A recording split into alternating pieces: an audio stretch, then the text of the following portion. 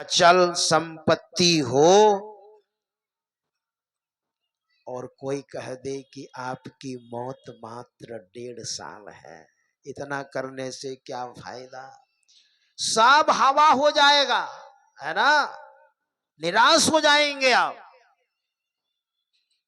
अब तो समय नहीं है, मेरी मौत आएगी, अब क्या फायदा। वही है, तो मौत आ गई। और जानते हैं मौत कैसे आई? देखिए, भगवान श्री राम ने कहा, लखनलाल मेन दरवाजे पर रहो, और हम दोनों बात कर रहे होते होंगे, उस समय कोई आने ना पावे, यानी हम दोनों बात करेंगे, महाराज जी बात करेंगे हमसे, और किसी को आने मत देना, मेरा आदेश है। और तीसरा कोई आ जाए तो उसको मैं सजाए मौत दूंगा। मतलब इतनी कड़ी सजा, सजाए मौत। लखनलाल ने कहा, नहीं भैया, मैं एकदम तैनात रहूंगा और किसी को आने नहीं दूंगा यहां पर। और मौत और भगवान श्री राम दोनों में बात हो रही है आपस में।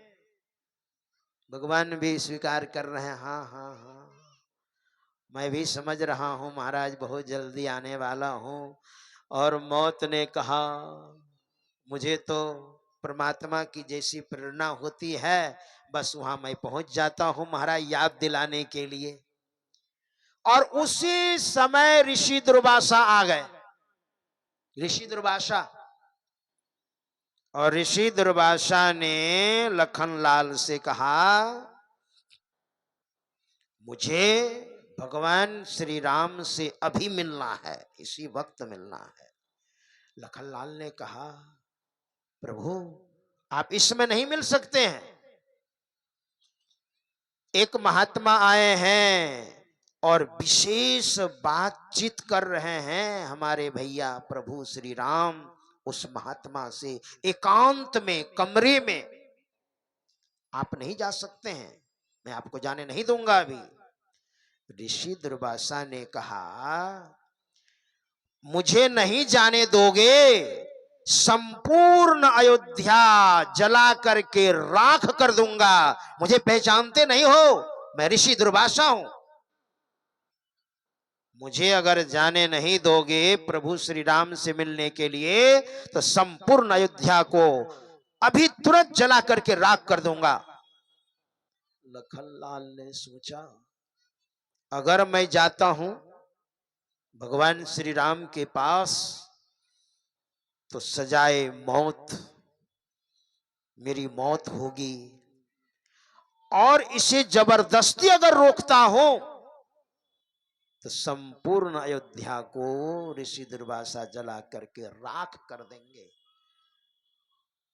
लखनलाल ने तुरंत विचार किया, अब मुझे क्या करना चाहिए। लखनलाल ने सोचा, इनको मैं ले चलता हूं भगवान श्री राम के पास,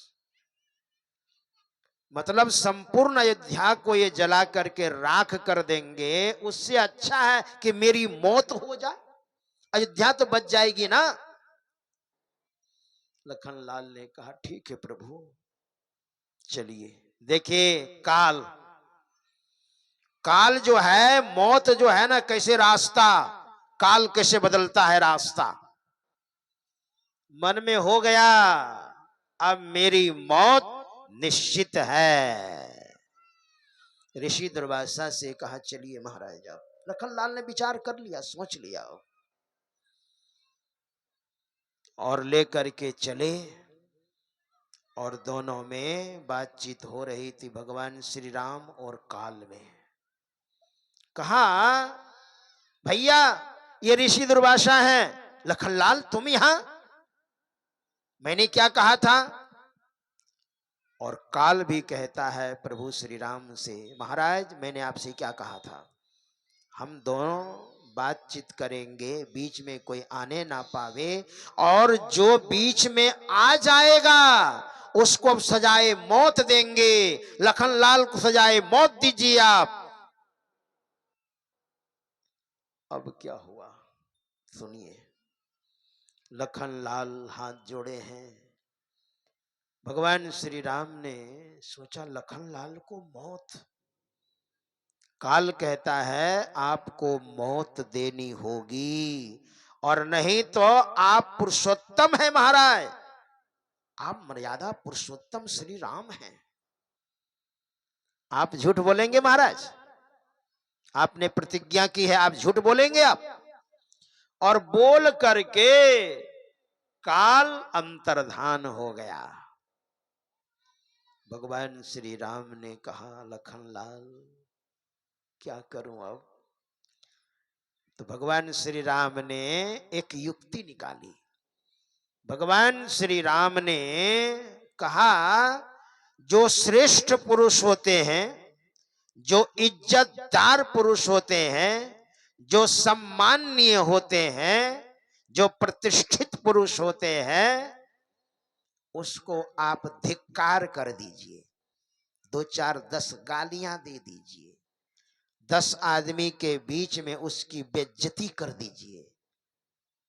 तो समझिए उसको आपने सजाए मौत दे दी, आपने मौत सजा दे दी। तो उसी तरह से लखनलाल तुम्हारी मैं बेइज्जती कर देता हूं, अपमान कर देता हूं, तो मानो तुम्हारी मौत हो जाएगी। लखनलाल ने कहा नहीं प्रभु, आपको मैं झूठा नहीं बनाऊंगा। और मैंने महापुरुषों से सुना है कि लखनलाल ने एक पत्थर लिया और सरयू नदी में प्रविष्ट होकर के सर पर मारा। मैंने महापुरुष से सुना है, पढ़ा नहीं।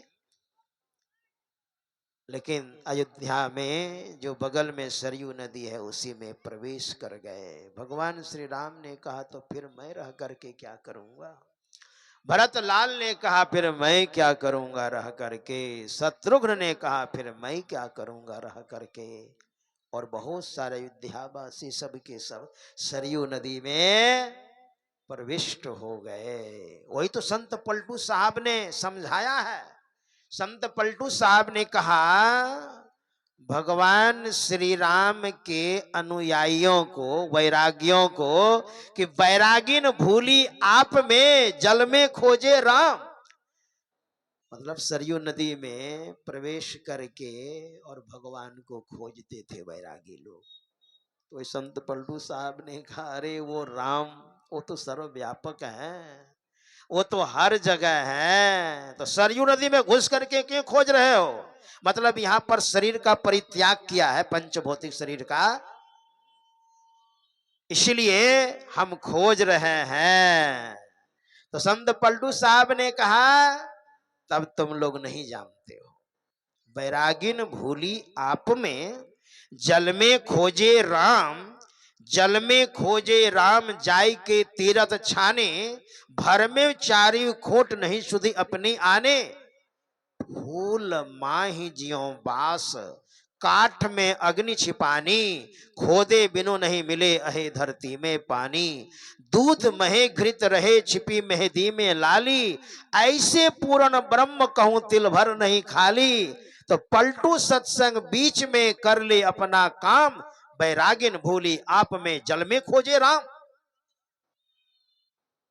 मतलब भगवान श्री राम ने अपना पांच भौतिक शरीर का परित्याग अपने परिकरों के साथ सरयू नदी में जाकर के प्रविष्ट हो गए। मतलब काल, मेरे कहने का मतलब ये जो समय है किसी को नहीं छोड़ता है, और उनका कोई एक रूप नहीं है ना, तरह तरह के रूप हैं। काल आ जाएगा, समय आ जाएगा तो कहीं भी कुछ हो सकता है। हमारे गुरु महाराज के एक सेवक थे, शिष्य थे, संत शिशु सूर्य पूरा नाम था उनका। आप लोग पुराने हैं जानते होंगे।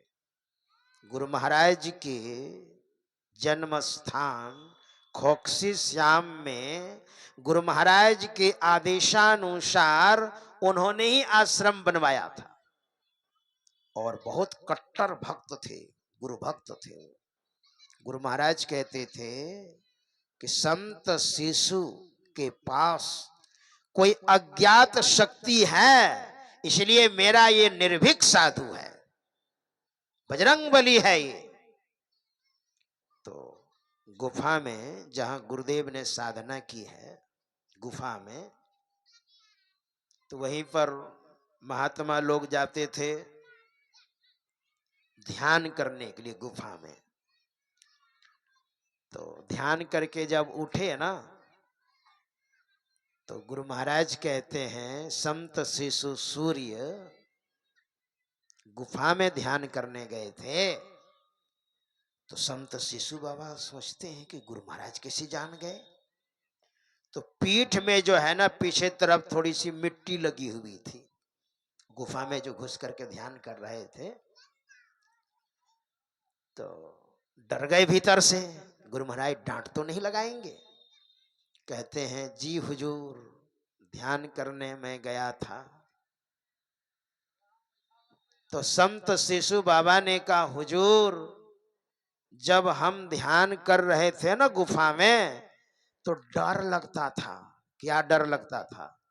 कहा मन में होता था कि कहीं ये ऊपर से मिट्टी गिरी गुफा की, तब तो हम भीतर ही रह जाएंगे। तो गुरु महाराज पहले बोले, गुफा में ध्यान करने के लिए धैर्य शक्ति चाहिए।